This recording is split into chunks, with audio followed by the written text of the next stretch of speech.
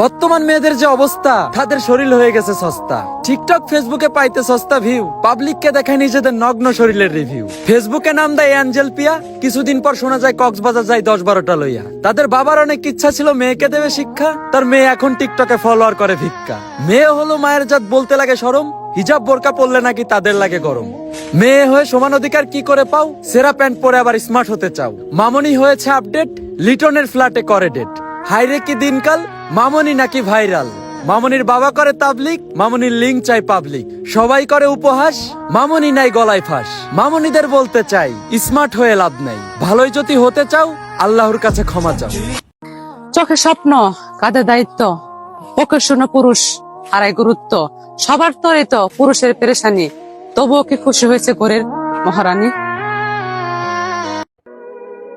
মানুষের মতো মানুষ করেছে আমাদের বাপ মায়ে, ছোট থেকে বড় করেছে তাদের হাতে গিয়ে। সন্তান পালনের কতটা কষ্ট শুধু বাপ মায়ে জানে।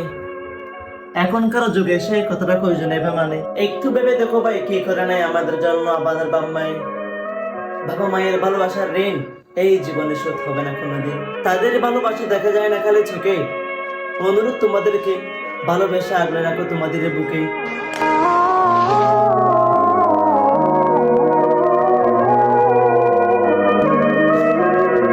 ঈদে বাড়ি না ফেরা মানুষদেরও কেটে গেল ঈদের দিনটা।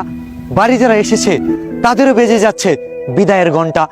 বহু বছর দেখা হয়নি এমন অনেকের সাথে হয়েছে মোলাকাত।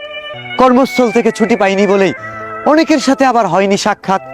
বাড়ি থেকে বের হয়ে যাওয়া ছেলেটাই আজ নিজের বাড়ির অতিথি। অল্প সময়ের জন্য এসে চোখে ভাসে পুরনো স্মৃতি।